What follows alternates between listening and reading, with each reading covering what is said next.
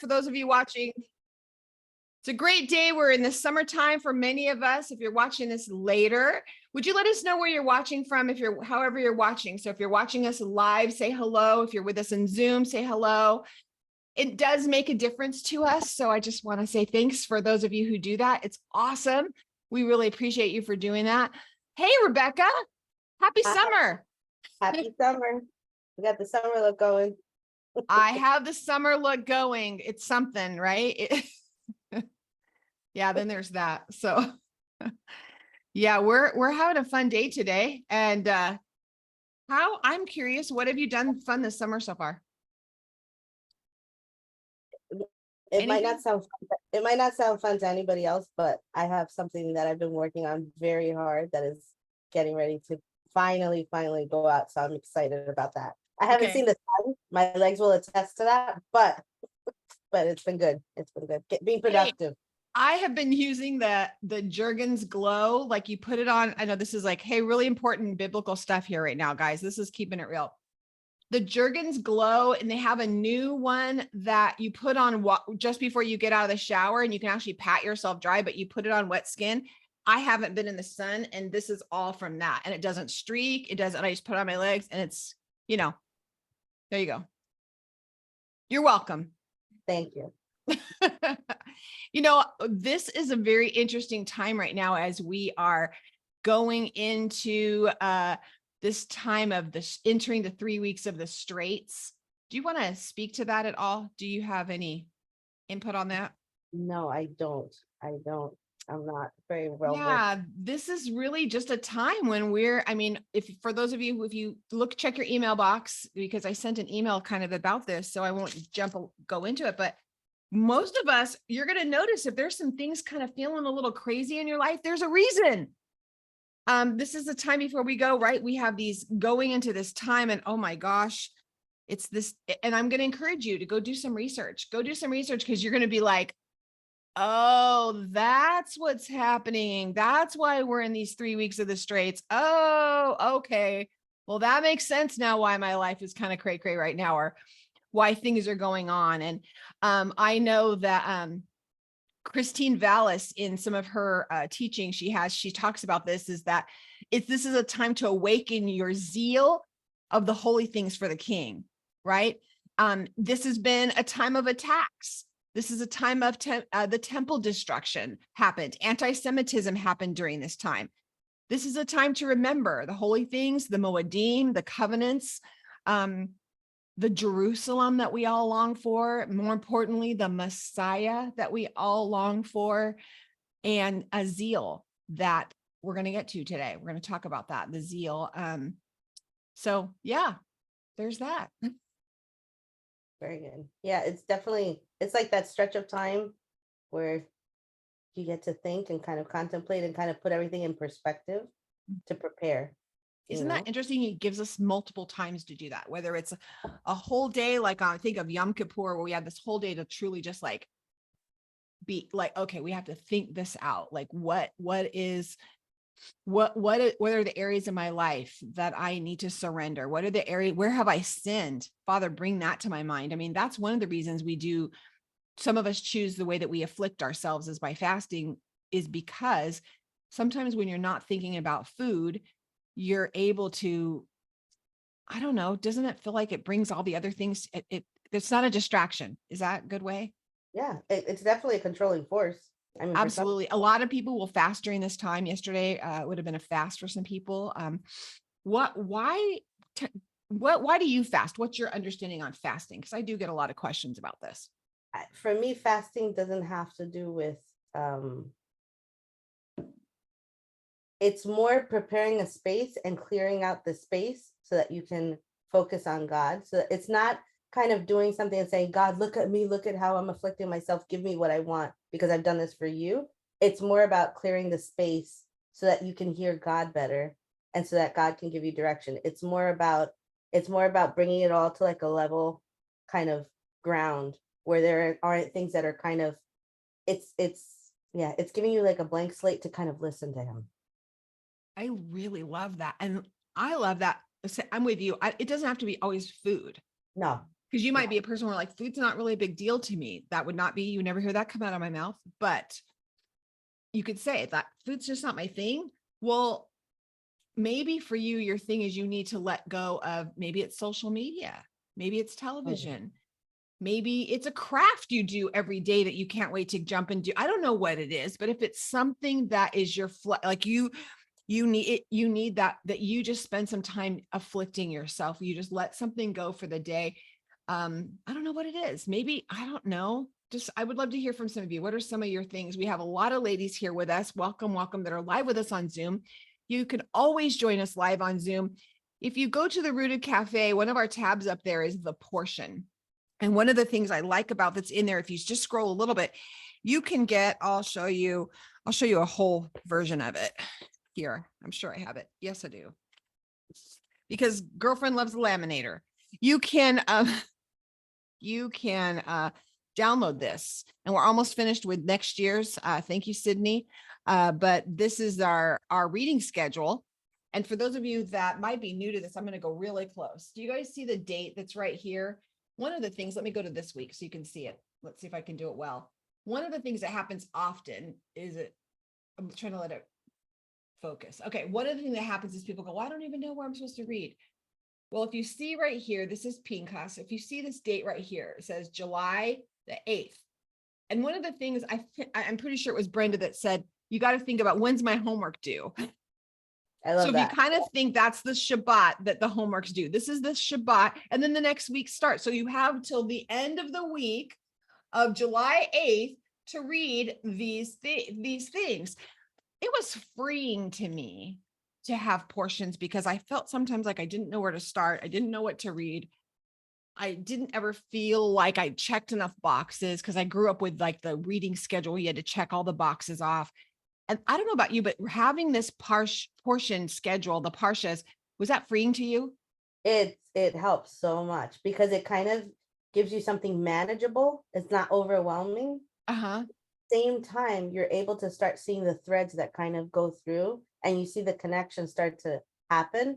And it's interesting, like in our Bible study group, we recognize that when we read and we do the work, because every week somebody has to kind of lead, those are the portions of scripture that stick with us. So when you do your own reading for the portion, there are things that are going to just stick with you, and you'll be in the New Testament and reading something, be like, oh wait, I know where I saw that. And you start to make connections. I love when you say like it's the first hyperlink, where you start to make connections of it all starts to make sense. So it helps out so much to take away the overwhelm and kind of provide direction.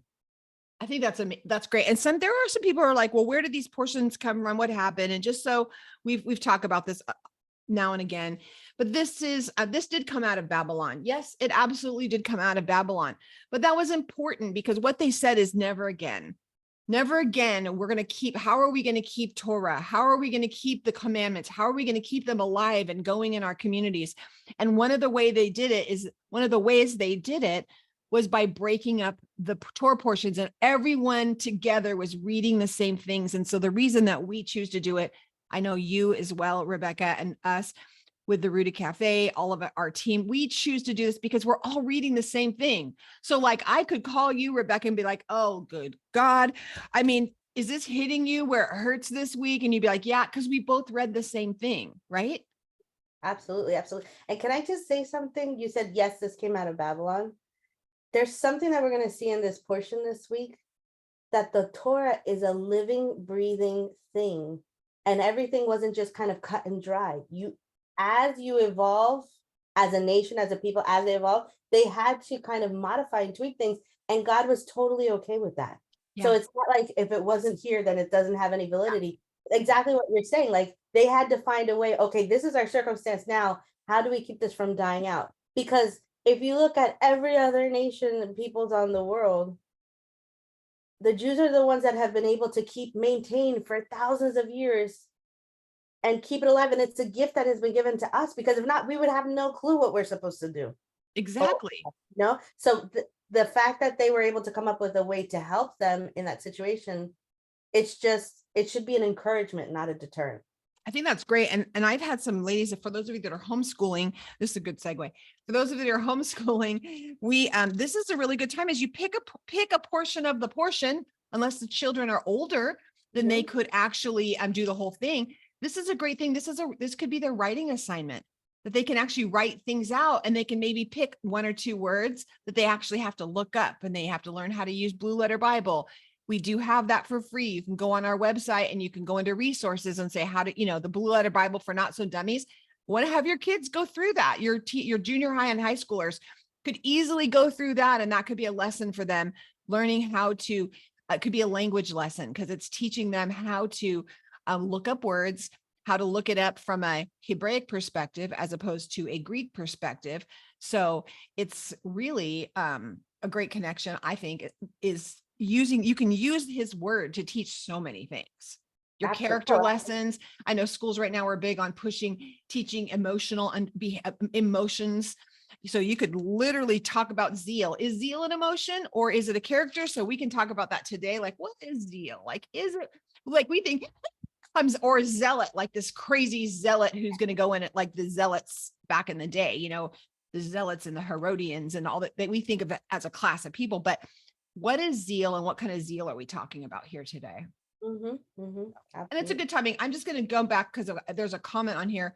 Erica reminds us that Keisha Gallagher has a really great article about these 3 weeks. For those of you who want to dive into it more, if you go to graceintorah.net, and the article is called Kodesh Tammuz, the 3 weeks. So, I mean, you can go to graceintorah.net and you can scroll for it. It's probably going to come up pretty quickly, but knowing that you can do that. And she said, this is a time to shore up our walls and gates and pray how we can be repairers of the breach. And Isaiah 58:12 is one of her favorite meditation verses during this time. We are the repairers of the breach. And that's kind of what this, I think, kind of what the zeal is about. Now, some of you are going to say, I'm not very good. I didn't do my segue. So are not very good readers. You don't like to read very much. It's hard. Maybe you're not, it's difficult. Reading's difficult for you. Go to our website and click on the portion, and we have someone reading it to you so you can just listen to it. And it's a woman, so it might be someone or you have a online relationship with. You think, oh my, I have a friend, and you can listen to them reading those to you. So it's really fun. And you guys, we're going to be opening registration on Monday for our homeschool conference, Raise Them Up. It is a free conference, always a free conference. Start looking for those posts, share them with everyone you know.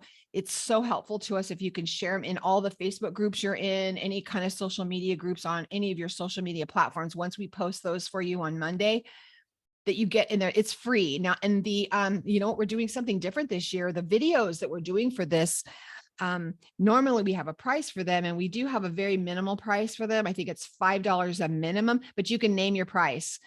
The value is almost $200 to get in there and get all the videos, the workbook, everything that comes for the conference. But we're going to do something new this year so everyone can get them. It's a name your price. So it's okay if you choose the $5 minimum, but if you're like, you know what, I'm going to choose more so other people can choose the $5 minimum and help us. We're really kind of trying this as an experiment, but we're excited to be able to bless women, and we're not worried about we want anyone to have them, not just about, oh, we just need to we're trying to cover the conference expenses that's what we use for it. So it's going to be exciting. That's great. And we have really fun things to announce during this homeschool conference. So we can't wait to let you guys all in on it. So Pinchas, we didn't really talk about this last week. We didn't really talk about the I don't know. We didn't really talk about him, what happened. Do you want to just back up a little bit and give a backup on who he is? Pinchas. He is the son of Eleazar, so he is part of this Levitical priesthood. And he's actually really interesting because he's very bold, but I don't even know. We don't know anything about him, but it seems like he has the boldness to actually believe that God says what he says, and do what God says that he should do. And so he's pretty radical in the sense that he follows through when a man just blatantly kind of wants to defy God after everything that's happened with Korah and this whole tragic thing that happens where thousands of people have passed away because of the plague, because of what happened there. this man just comes and says, I really don't care what you have to say. And he takes a woman, a Moabite woman, and he's going to kind of have relations with her, but he parades her in front of Moses and everybody. And when Pinchas sees this, he kind of takes a spear and just lances them straight through the both of them together and kills them. Yeah, Right. and Zimri is a high official. He's just not like a nobody who randomly, like some guy from the back just said, hey, No, no. let's have these relations in front of we'll keep this children friendly in front of the temple. But we have to remember, so for me, let's sit in this. I'm thinking, oh my goodness, remember, they don't know what just happened with the blessings and cursings. They don't even know that was going on this whole time. They don't even know this is behind the scenes, right? Meanwhile, back in the camp, they're starting to have like, oh, let's hang out with some Moabites. And they were told, yes, they were told, don't have, I wrote a note to myself. Here it is. Don't have sacred relations. Where does it say? I wrote a note to myself about their thing. Don't forge a covenant with other nations, because you will bond with other gods. You will eat of their offerings, and you will take of their daughters for son and your sons, and they will stray after their gods and bring your sons along. These are some of the same verbiage that's used during the golden calf incident. Rabbi Foreman connects the golden calf and this incident. So if you go back and watch some of his videos on this, he connects the two, and talks about in Hebrew the same verbiage. This is kind of a parallel, the same kind of a happenings. But we have this man. Okay, so what's happening is this Moabite, you think about these Moabite women, they would have gone after these Moabite women. And one of the ways they honor their gods is by having these relations in front of their temples, their idol temples that they have set up. We talk a lot about God uses what they understand so that there's a point of reference. This is the contronym of that, right? So they're seeing, oh, well, I'm going to give this Zimri some credit here and say, maybe what happened is he allowed this Moabite to say, oh no, this is a way of honoring your God. And she talked him into that. This is how I don't think it was like, ooh, he, let's just do this out of rebellion. But maybe it was that he was saying, she convinced him that this is how we honor our gods, because they would have the prostitutes would be right in front of the temple priestesses or whatever they would have them. They don't call them prostitutes, we do, but they would have these women, and that would be part of their worship ceremony. So now he's saying, she's bringing it in going, well, this is how we honor our gods. And how hard would it be? Is this really bad to say? How hard would it be to convince a man to be like, this is how we worship God? But like in front of it, just think in front of everyone, right in front of the temple openings. This is a high official in the town. I think he's convinced. I think that he's been talked his shenanigans. He's been bamboozled to think this is actually a worship procedure. See, I don't know, but what I will say is that it completely goes against everything that God has taught up until this time. And if he's a absolutely, no, yeah. We have to see this as a difference too. We have this sexual activity builds this intimate relationship. And this is it. We've realized we've gotten to this place, haven't we, where there's no love, there's no depth to anything. Everything's very selfish. It's what we are. We make it meaningless. It's really idolatry worship, because it's not about building a deeper relationship. People are like, oh, we hooked up. Oh, I'm talking about nowadays. How do we make this practical? Is people, we can see the justification now. People saying, well, it's not a big deal. I actually hear people saying, oh, just don't kiss, because that's so intimate. They can have sexual relationships, but don't kiss because that's intimate. It's really. I had somebody make a distinction between adultery and what's fornication. So they're like, oh no, this isn't that. This isn't adultery. This is like, it makes it better because they weren't married. We have a way, in other words, we have a way of explaining away a lot of things to do what we want to do. And that's basically the case. What's interesting here, though, is that she was the daughter of a tribal head. So she was considered like a princess, right? Mm-hmm. And the interesting thing is that her name means liar. Mm.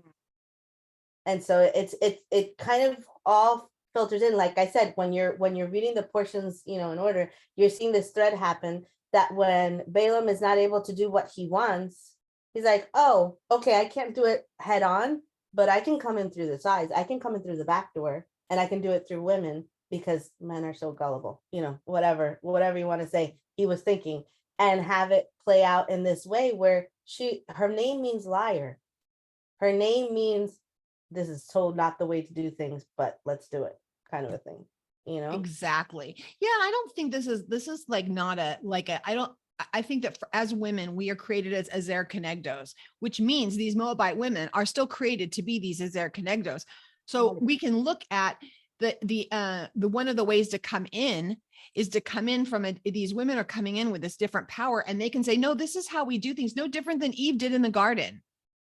No, this is how we do this. And this is, it's not, I will say it's not that the men are gullible. That's just not their strength. And there's a trust that they give us because that's how we operate as a couple, right? There's a trust given, and that trust is broken. And in this case, it's not inappropriate for him to have put his trust into a liar.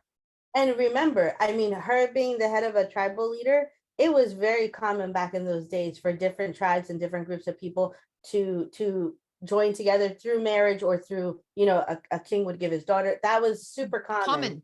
Have it. Even to this day, that's the reason why you see royal blood is the tree does not branch very far. Yes. Because they try to keep it all in the family. They want to connect kingdoms, right? To strengthen things. And we see this. It's interesting that with Pinchas, when he comes in, and again, we're not even started this new thing, but as we will bring it in here, but as he performs this act, as he comes in and stabs through them, he's basically saying, we don't stand for this. And we don't stand for those who do, right? And so these are sacred relationships. And it's interesting that he is given a covenant of peace from an act of violence. I still have that as a note to myself, because it's like, from an act of violence, he's given Shalom Bayit, this peaceful home, this covenant of peace. And that's something that I have another note to myself is that is said in it's a common thing that is said is when a marriage is going really well and it's loving, is that there is a covenant of peace, in this marriage and what's happening. It's interesting that he's given a covenant of that peace in these intimate relationships, in his home, in his family, out of an act of violence, because he stood for what was right. And what is also interesting is that when he does this to somebody who knows better, but he also doesn't make any I'm thinking of the Spanish phrase, I'm sorry. It's there's no difference in who the person is and who he has to. In other words, he's given this thing to do, like they're told, because that's another thing. When we think of zeal, we think of a person that perhaps doesn't have control of their actions, or is just like, and just kind of impulsive. He was given a command to do it. It wasn't, but he made no exception of persons. Like he was like, whoever it is that is not doing it, I'm going to exact judgment. Because he was the tool that God used to exact judgment in that moment. Exactly. And he did not make exception of persons, Exactly. And we can look at hyperlink too, the same word for I acted zealously. Elijah says the same thing, a little bit different vowel points, but it's still the same letters. It's interesting that here we have Pinchas, who expresses this divine anger, and he brings peace to the nation. We have a hyperlink, I think, to John 2, when Yeshua tosses the tables, right? And he says, you're making my father's house a marketplace. He's using the same zeal, right? Because he's saying, this is a house of prayer, a place to establish intimacy, and you're making it cheap. Yeah. It's actually saying this is the exact opposite of what this place is. This is a house of prayer. This is a house to create intimacy with the Holy One, and they were making it cheap. So I did go out, for those of you who are keeping notes, on what the word zeal is. Kana, it's a kof, a nun, and a aleph. And you guys can do some little studying on that if you want to jump into that yourselves, those of you that are doing that. Really interesting just to see the picture of how that is. And with that, you can see that we've actually humanized zeal in a way to justify our passionate outbursts. And, like you're talking, we've really humanized this. And I think it's really more of an energy that flows through us when we're walking with the Holy One. It's not some random upheaval. It's actually this indistractable focus that we can have.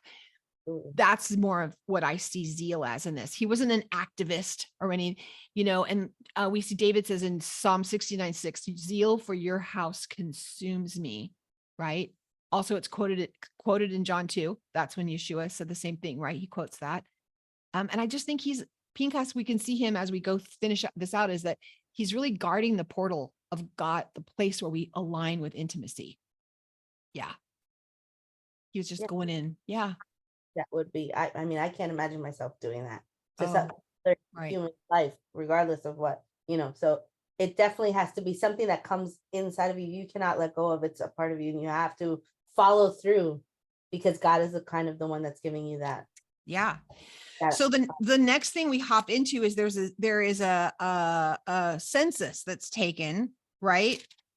And I think that, we have a whole chapter in chapter 26, a whole chapter on the census. And I think, again, this is one of those things that's really easy. It's really easy for us to jump past really fast because I don't want to read all the blah, blah, blah, blah, blah. But just make a note to yourself, because when other names are mentioned, you might go back and find out, oh, wait, he was part of this tribe who was here. There's a reason those names are mentioned. There's always a reason. And so just taking the time and reading it, taking the time to read it and really internalize, you don't just read it. Don't skip over it. And one of the things, it's, again, remember, it's lift up your heads. That's the census. Remember, he says it's a lifting up. We've taught this before. It's lift up your heads. And I think they're about to go into a battle, and he's saying, and they're about to head into the promised land. I think he's looking around saying, I want you to look what you do have. You're focusing on what you don't have, and I want you to focus on what you do have. Here's what you do have. And again, I'm reminded again of Yeshua looking at the disciples saying, what do you have? When they're to feed, when the people are hungry, they da da da da. Well, what do you have? Lift up your heads. Let's take a census of what we have. It's the same thing. And also remember that they're coming to the end of the 40 years. They don't know that, but we know that reading it. And so there's a lot of time that has transpired, and God has already given some clues as to what's going to happen, because he's like, the ones who didn't trust me, you're not coming into. So it's kind of finding out, okay, where do we stand after all this time? What are we going, what you're saying, what are we going in with? What is our position right now as a people, as a whole? Right. What are we going to take? What? And I think that builds a confidence. And I think that as a practical application for us is, and I spent a lot of time on this on Wednesday, so I won't dive into it, but I just will say, in the middle of whatever you're going through right now, it is very, very tempting to look at your lack, to look at what you don't have, to look at what's going wrong, to look at all the things around you. Of course, you're nothing like the Israelites, because you don't grumble and complain like that. But I'm going to say, is it time for you to stop and look around? And he's saying, especially during these 3 weeks, to say, look at what you do have. And Erica's, this time to shore up your walls and your gates. During this time, my husband and I, our fast is a spending fast. So that's what we're doing. We're doing a fast on spending. So we're not spent unless we have to have it, like we have to buy lettuce, like if we don't have to have it, we aren't buying it, which means like I ran out of shampoo. Guess what I'm using? The hotel shampoo that I've collected in a little box. When you have, yes, you do have shampoo. When you're going to be, I know we're going to be digging in the back of the refrigerator and the freezer and the back of the cupboards, because we're not buying anything we don't have to have. And so, and then all that money is going towards something else. So we have a specific plan for that, and gifting it. And we have a something that we're paying off it to be more honoring in our budget. But the point is, we're in this fast where I'd be quickly jumping over to Temu or Amazon, or it's really easy to spend a lot of money when it's $1.27 at a time, it's crazy. But, and it just feels so great to get these things at your door. But yeah, so we're fasting, and I'm shocked at how much money I spend just like, oh, and of course I need another book, like a hole in the head. Like I have to read the books I have before I can buy another book. So that's the fast, a fast kind of that we're doing. So we have these guys and I'm looking at what do I have? And you have way more than you realize, because we're conditioned to look at our lack marketing on television, marketing on your Facebook, what you're missing out on, you're the FOMO, right? I'm fear of missing out. You're constantly barraged with what you need because you're missing out. You know, it's so funny that you say that, because the other night I was going to sleep. It was really late. I had been working a lot, and I went to sleep and I closed my eyes and I said, God, thank you for my bed, and thank you for just Mm. have the peace of just being able to like there's nothing, I'm not in fear, I'm not, and it's the simple little things that you realize that God has really come, like when you're saying, look at what you have. I know that there's a whole bunch of things that I don't have, that I need, that whatever, but right now, if you just focus on, you realize that you're going to run out of fingers to kind of count them all, because God is so faithful. Absolutely. It's crazy. And wait, before you put your feet, I mean, isn't that kind of part of, like, I would say, like the Amida, like there's that part of waking up before your feet hit the ground, you just thought, thank you for waking me up. Thank you that I have breath. And I love that. Thank you that there's not bombs flying over my house right now. And I'm not worried that missiles are pointed directly at my city. And I'm not, I mean, they probably are, but I don't know about, but at least I'm not living in that fear. I just posted the blog that I just posted. Oh, man, the name of it is Fear Has a Voice. We Don't Have to Listen. If you go on our website, therootedcafe.com, and click blogs, Stephanie Pavlantos just wrote our latest blog is, fear has a voice, but we don't have to listen. I think that if we can hit fear with gratitude, because perfect love casts out all fear. And the way that we will operate in that is through gratitude. And I mean, now we have all of our coaches, everybody's coaching on something. And I'm going to tell you, every single one of them is going to say, do you have a gratitude journal? Like it's a new concept, but he tells us be anxious for nothing. Right. Yeah. And he tells us, like, even the birds, like he tells us not to worry. And but we do anyway. Anyway, blah. This section, as much as you think it's like all about a census and you're going to skip over it, I want you just to say, well, what could this say to me? And I really believe he's trying to tell you to look around. What do you have? What can you count what you have? And ask him to bless it and multiply it, like he did the loaves and fishes, not for your sake, but for the sake of who can you bless with it? Who can you bless with what you do have? Your time, right? Your money, your talents. What can he use them for, and bless them with? And then we go to one of my favorite stories. I love this story so much. I am a self-proclaimed biblical feminist. And so if that freaks someone out, I'm taking the word back. Feminism. I'm saying it. Feminist. I love being a woman. I love who God created me to be. I am not aligning with the feminism of the 70s. However, I do appreciate that now I can get a checking account without my husband, buy a house and vote. And I appreciate all the things that that movements have done. I stand on those shoulders. However, biblical feminism is right here. He's showing us right here. He doesn't see us as male or female. He sees us as a gift. When I was teaching weekend before last at Malhut Chaim, it was really cool because one of the ladies came up to me and she was their like division executive pastor for the Church of God there. And she said, I just really feel like I need to say this to you. And she said, I want you to know God doesn't see you as a woman. He sees your gifts that he put inside of you. That's how he sees you. So when you stand on the stage, when you stand, you're not standing as a woman, you're standing in those gifts. And it was really cool because here we have these women right here like, wait a minute, this isn't fair. And it wasn't about, oh, it's not fair. We're not talking about emotions here, right?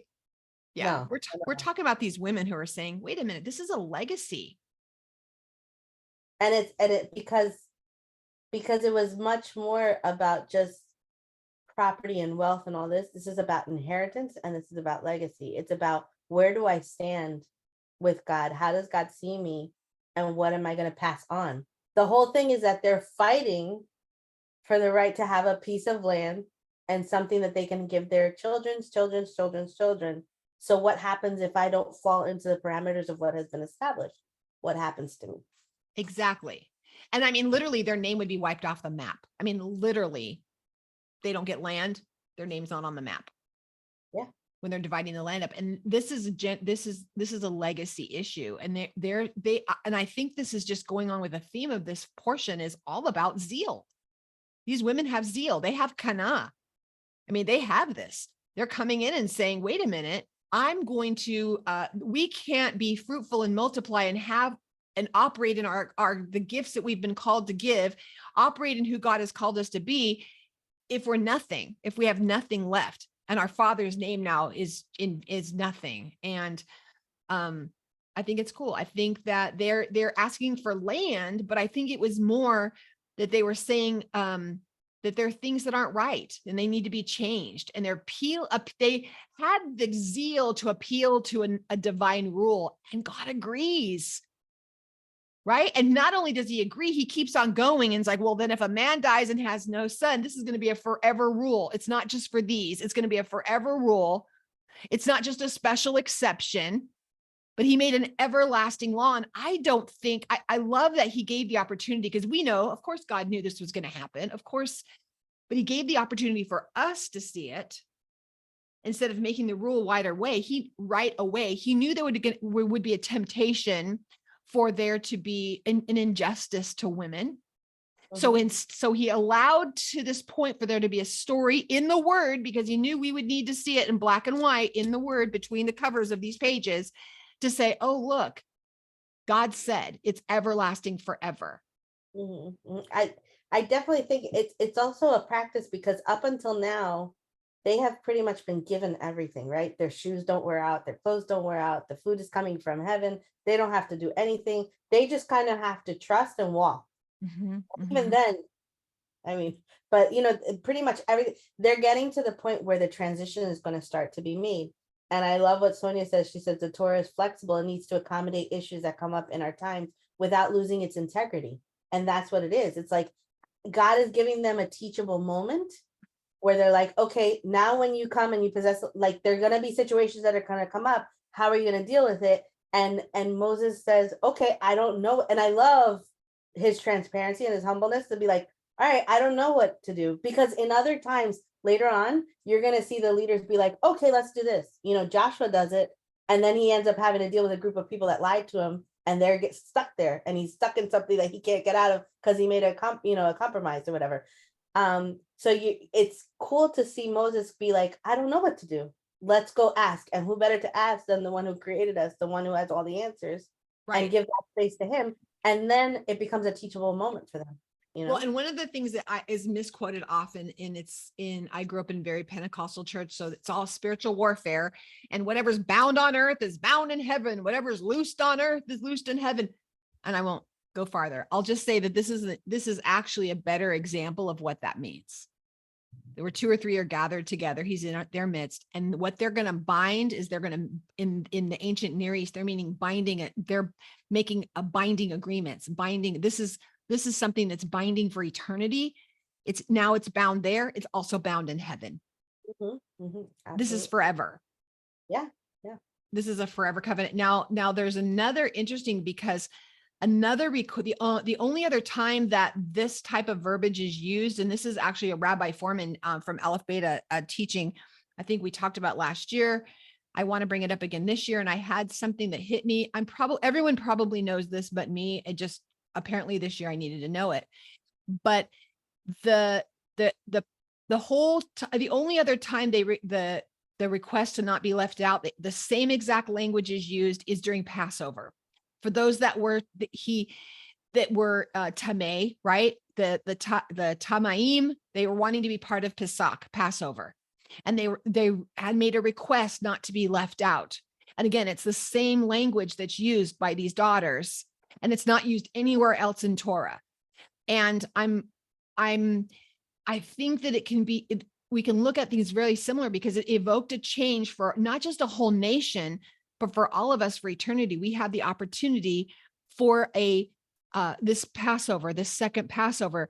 Their request was they wanted their desire to follow his will, and they were feeling a loss, feeling missed out. They wanted to thank God properly. I feel like the daughters have the same heart. They're not pining after Egypt. They wanted this everlasting legacy and to be part of this holy nation, and their children and their children's children. They're just wanting what God wanted for them. And they didn't want their father to be left out. And so in both situations, they're trying to align with with his value, align with his will. And I feel like that can kind of align with our prayers. And what hit me about this, side note, as I was reading this, was that, so for Passover, they stormed in and said, wait, just because we were having a timeout with God, or time in with God, because we were outside the camp and we were tameh, we were not able to operate in our intended purpose. We weren't able to participate in Pesach, in Passover. God makes an eternal ordination to have a second chance to honor the Passover. And it hit me, those that were outside the camp when Yeshua was here, the Passover lamb, get a second Passover. Mm. They get the opportunity for a second coming, this because they are tameh, not operating in their intended purpose, outside the camp, can't approach and be intimate with the Holy One, didn't recognize him, but that they actually we get to, even the dead rise first, have a second chance with our Messiah, the Passover lamb, slain before the foundations of the earth. He is a God of second chances. Amen. It's so important to point that out, because I think that what is important to God is, we talk about kavanah all the time, right? Mm-hmm. The intention of the heart. And the intention of the heart is, I want to be able to, but I cannot. There's something that's blocking me. But my intention, my heart's desire is, if I could, I would be on the other side of that thing that's not letting me. And God's seeing that, and God's seeing the heart and saying, that's nothing. I can take that away. If what you really want is to get to me, I'm going to remove every obstacle, no matter what it is, even if it's my own words that said it, because there was something that was established. This is when my moedim, my times, my appointed Right. time. But if your intention is to get to me, I will do anything. And that goes back to his name, right? I am. I will be what I will be. I will be whatever I have to be able to reach that need that you have in whatever area of your life. Yes. That is so good. And I think we have Moses, as we're finalizing this out, is we see him now. I'm going to say, what is his zeal? What is his kana going into this? As you guys learn this word, what does this word kana mean? This zeal. Does he have zeal? Because here again is another person. Now we have Pinchas, we have Pinchas, he is now, he went after his zeal, right? To honor the intimate place of the Holy One that was being desecrated forever, eternal. He was going after, he didn't want this. Okay. Then we have a zeal of these daughters. And then now we have Moshe. All of them are not self-focused. They're not saying, what's in it for me? The zeal is based in Moses doesn't ask about his family, his heritage, his lineage. Joshua is not in his lineage. No.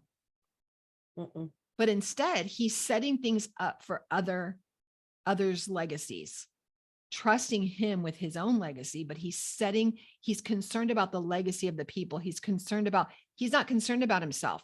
You don't hear that. His son, they don't list his sons. They're taking the census. Even Eleazar's sons are listed. None of Moshe's sons are listed. He's not listed in this census. He's not part of what's being accounted for. And he doesn't come up and go, wait a minute.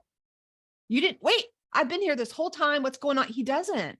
He's more concerned about appointing someone to take care of the people, to who's going to be the next leader. He's more concerned about that as he's going up the hill to die, to meet with him. And then some people are like, wow, it's not fair just because he hit a rock and that he can't go in. I have a different mindset on that.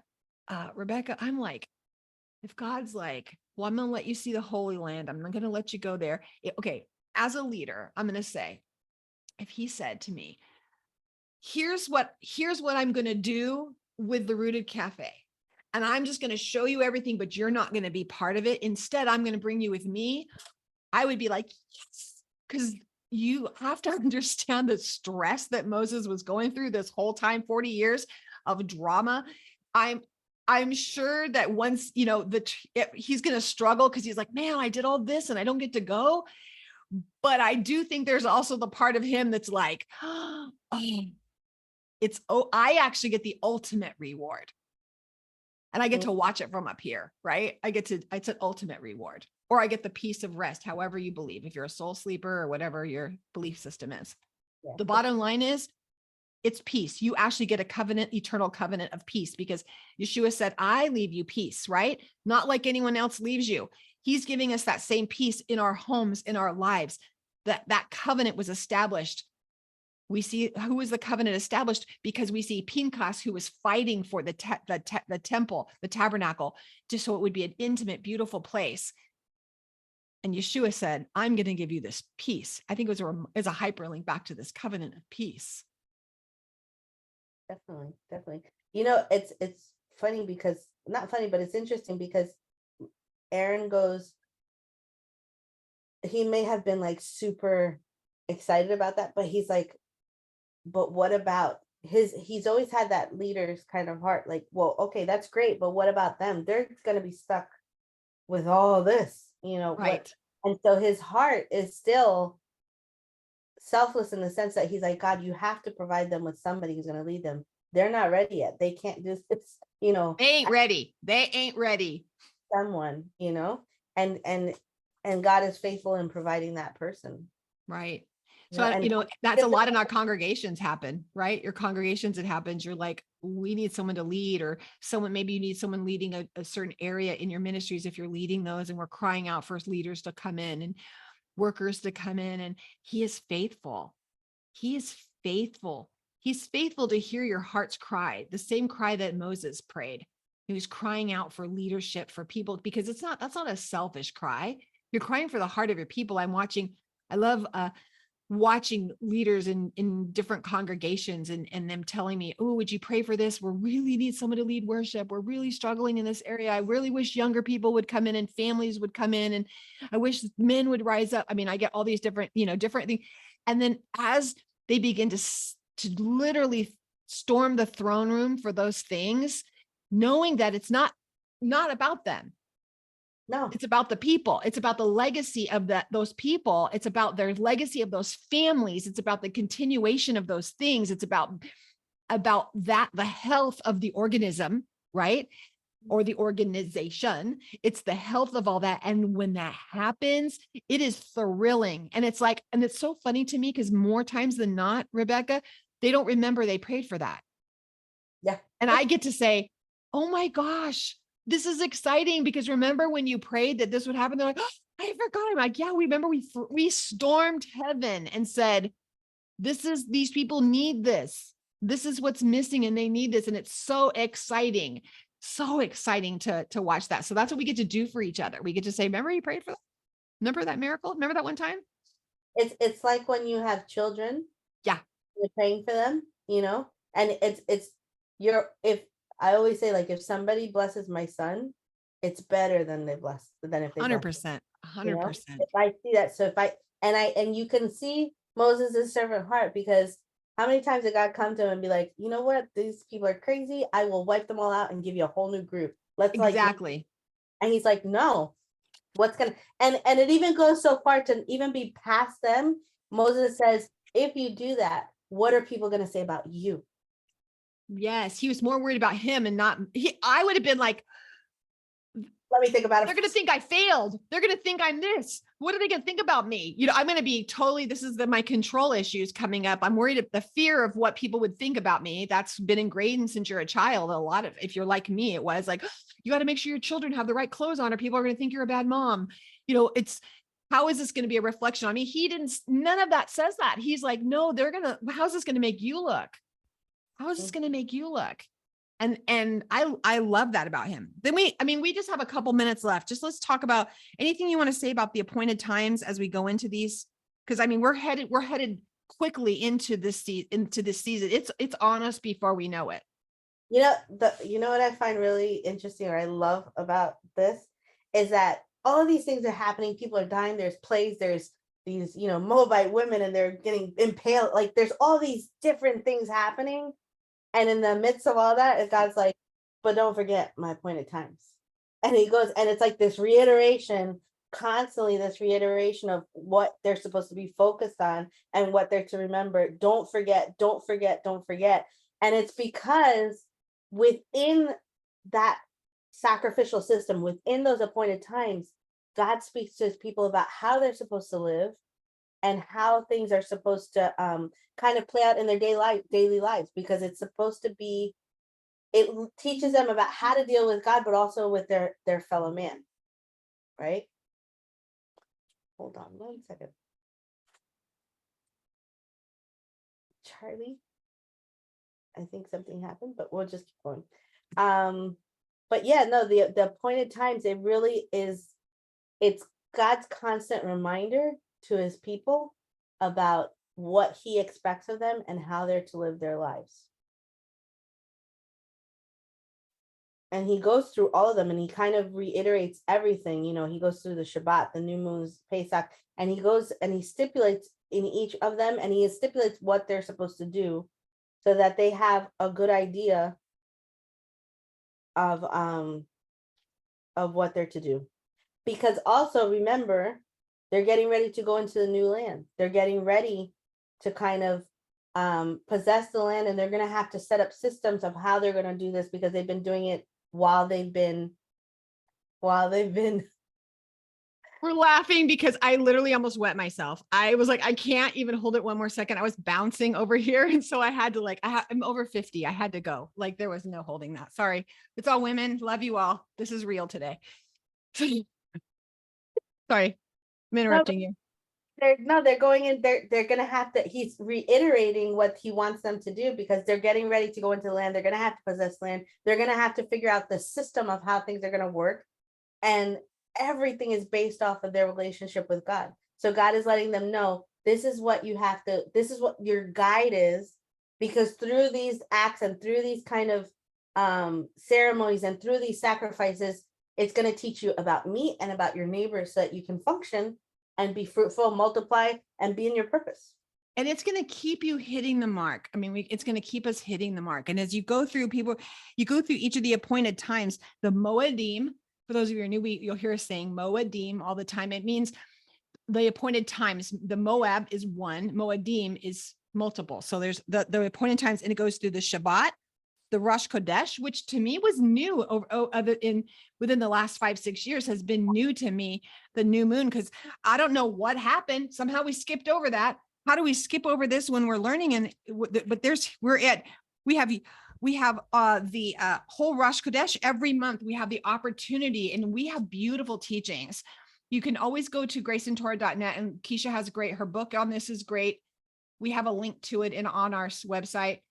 Erica teaches the renewed heart every month, and she has a beautiful teachings on this. You can go to see Christine Vallis on YouTube. She does chalkboard art on this and teaching on the new moon. So you understand there's a reason we need to do this. And he's telling us here what to do with each thing.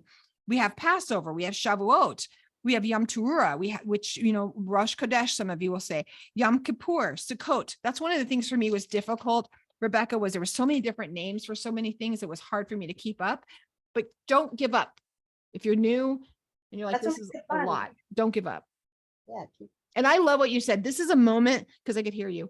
This is a moment that this gives us he just told us everything we need to do. And now he's showing us how we do it. Like we're literally coming to the end, and he's saying, this is how you do it, right? This is how you're going to walk this out. Every week we're going to do it. I know we're talking about today. What are we going to do for Shabbat tonight? We have the girls tonight. Okay, this is what this is how our process is going to be, because we kind of skipped it last night and did really just poo-pooed through it. That we know it's important that we have to honor this. And it tells you again why. On this Shabbat, you are to present 2 flawless male lambs old. Of course, we don't do that now, but you could. One of the reasons a lot of us bake challah is for the purpose of this, is just because it's symbolic. Do you have to do it? Absolutely not. But honor it, keep it holy, keep it set apart. Same thing with all of these. Go through these and spend time with them. Again, great for your children if you're homeschooling to go through each one of the feasts. I'm excited because during our school conference, one of our girls is going to be teaching on, Miss Ruth Camargo is going to be teaching how to teach and how to walk through those feasts and festivals with your kids. I think that's going to be a huge breakout session that you guys are not going to want to miss. Again, look out for that homeschool conference link. We're going to be blasting it. If you're not part of our band group, would you email us, or you can go to the portion on our website and it has the link on how to join our band. Please go in there. We are no longer in Facebook. I might be posting these next 3 weeks only because of the homeschool conference, just so that we can get it out anywhere I can. But I want you to go there because that's where our community is happening. And we would really, our heart is to really engage this year. And there's over 450 women in there. If you're not on our band, all the links are there to be able to hop on with us live. You'll know what's happening. It's amazing. So I'm loving our community. I love you, Rebecca. Can't wait to, hey, see you next week. Yeah. Is it next week? Is next week the third week? I'm getting it. Wait, 1, 2, 3. It's our third weeks. Next week. Yeah. Next week is the third week. So you guys, it'll be Thursday night. You'll be with Robin and with Jen, isn't it? The first was on Friday. 1, 2, 3. Yep. It's the 13th. Thursday, the 13th. You guys can meet up with them and then we'll see you guys the next week. So those of you hanging out with us, we love you. Hang out with us. Stay for the after party. The rest of you, goodbye. Please be sure to say hello to us so we know that you